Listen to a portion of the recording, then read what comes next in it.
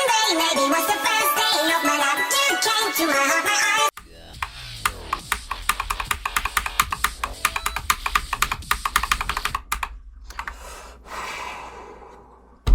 I knew it.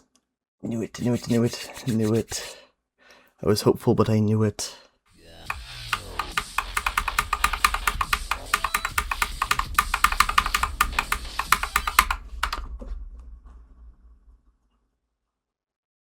What? Oh my. Just my. There's no way. Just ever so slightly too low.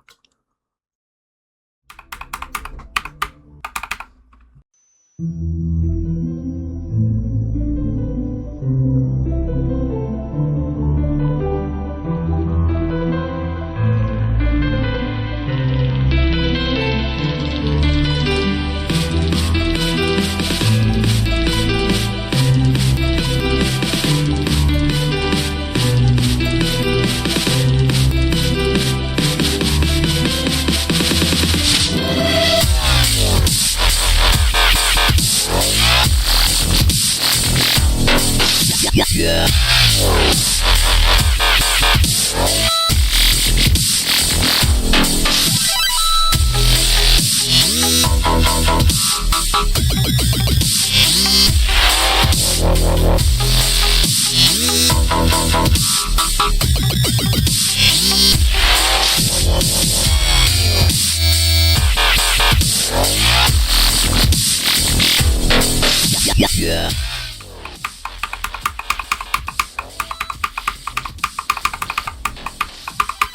What are the odds of that?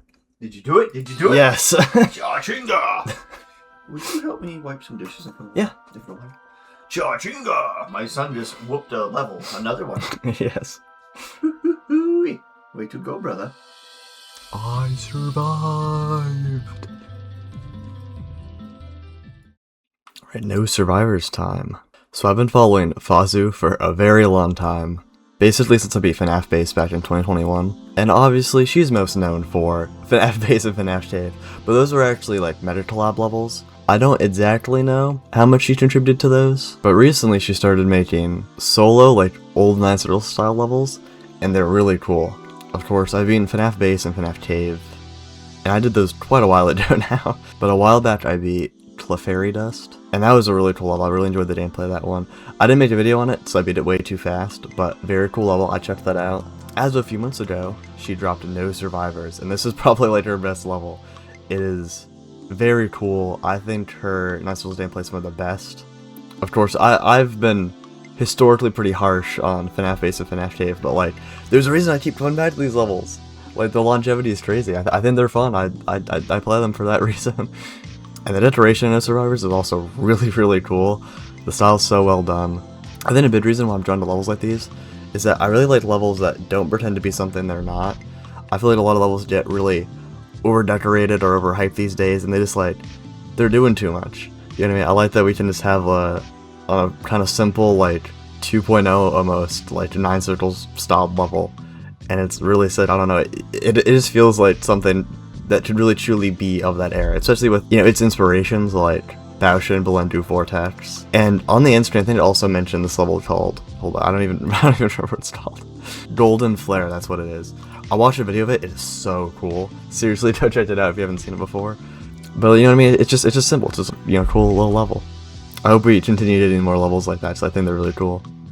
So enough yap about that, on to my experience. I did level really quickly, and I was having a lot of fun. I thought some of like the wave clip patterns were really cool, and I was having a ton of fun. I got good runs, all that. But then playing from zero made it such a drag. There were probably 2 or 3 big choke points that I could name. First, the double clutch at 42%. I don't know why that was so hard for me. I either clutched like slightly too slow, or I couldn't get like alignment quite right, but just that part felt really awkward to me. That part never really clicked that well. And then the 60% duelist. I hate when people put gravity portals in duels to force you to go a certain way instead of just like selecting wherever the structures go, really. And I don't know why, it was just so inconsistent. And because the portals are like above you, it's so hard to actually see like where you are. I just kind of did it to the music the whole time. I never really had a visual cue for that part, which might have helped me, but it was so inconsistent. And then the entire ending, I don't know if I did call that a choke point, but like, it was very obvious Fawxu's intent was to make the difficult ending. Yeah, reading my ending deaths, I died 11 times from 80 to 100. And 4 of them were the 87%, like, consistency section, I guess. It's just like 5 really fast clicks, but like, that part was so difficult for me. I do like this level a lot, and I think my experience was definitely worsened because of the choke points and the perception of the difficulty. Like I said, like, a month for this is insane. I think Allegiance took me 2.5 weeks, and that's an extreme demon. If you get rid of old attempts, this level would have took me longer.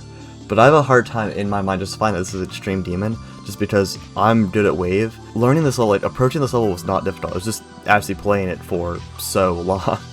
So in terms of difficulty, I really don't know how to rank this.